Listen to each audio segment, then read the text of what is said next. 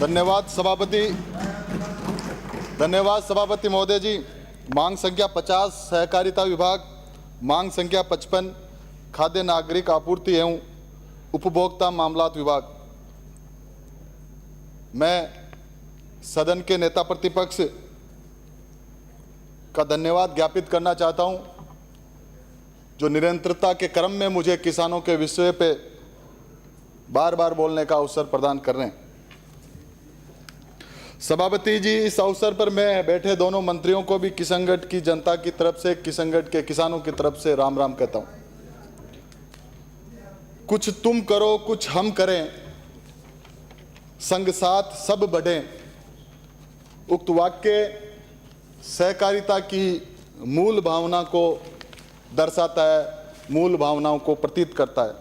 आज वर्तमान परिप्रेक्ष्य में किसान, मजदूर, श्रमिकों, महिलाओं को की स्थिति आज़ादी के 70 बरस बाद भी चिंताजनक है।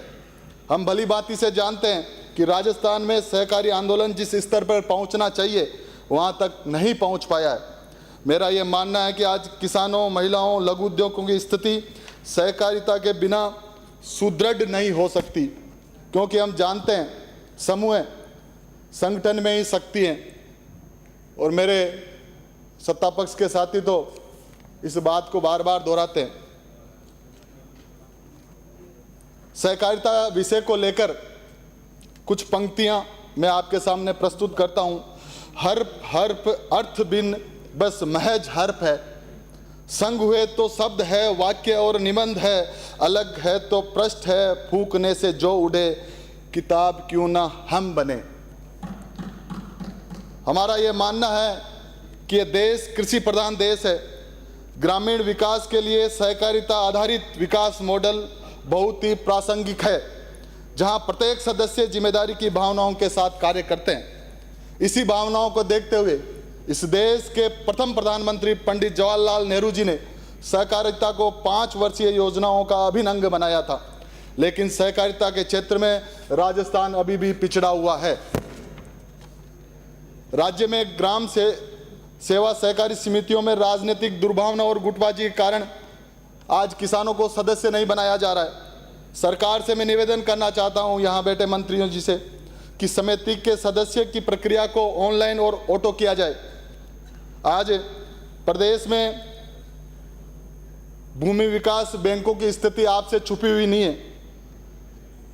ना वो ऋण दे पा रहे हैं, ना उनके ब्याज अनुदान का फायदा किसानों को मिल पा रहा है।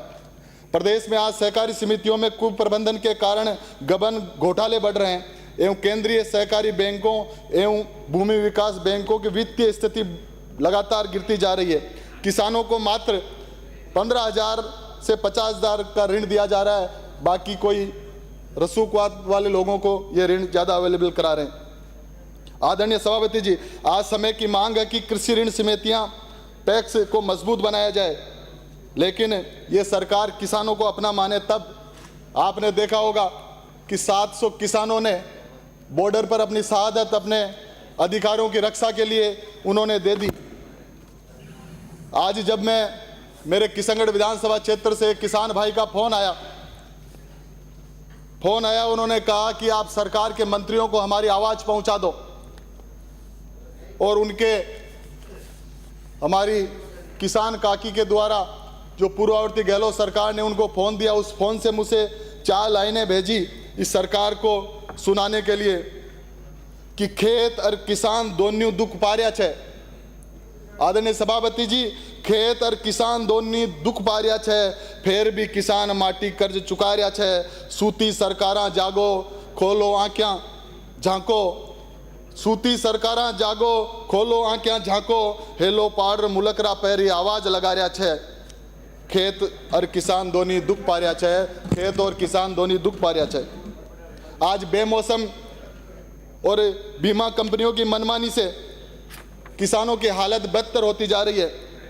6 जुलाई 2021 को तत्कालीन कृषि सहकारिता और किसान कल्याण मंत्रालय को अलग करके केंद्र में सहकारिता मंत्रालय बनाया गया।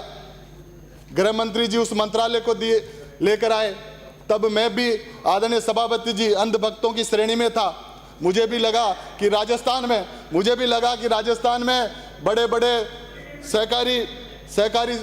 ये सहकारिता के सम्मेलन हो रहे हैं, किसानों का कल्याण होगा, लेकिन किसान की ये लोग सुनने वाले नहीं हैं। आदरणीय सभापति जी, समितियों द्वारा इफ्को विभाग से डीएपी व यूरिया खाद मांगने पर 4 कट्टों के साथ किसानों से 250-600 रुपए ले रहे हैं और ये इफ्को नैनो डीएपी तरल पदार्थ जबरदस्ती किसानों पे थोपा जा रहा है। मैं मंत्री जी से आग्रह करता हूं कि किसानों को खाद डीएपी समय पे उपलब्ध कराएं और कालाबाजारी को रोका जाए। जब किसानों को इसकी आवश्यकता होती है तब तो मिलता नहीं है, और मिलता है तो ये उनको नैनो डीएपी दिया जाता है। आदरणीय अध्यक्ष जी, अभी मेरा टाइम 15 मिनट का, आप घंटी ना बजाएं। मैं अब ज़्यादा नहीं बोलूँगा केंद्र सरकार के खिलाफ। प्लीज एक मेरे किशनगढ़ विधानसभा क्षेत्र में सभी ग्राम पंचायत मुख्यालयों पर किसान उत्पादक संगठनों का गठन हो एवं इन केंद्रों पर गोदामों का निर्माण कराया जाए।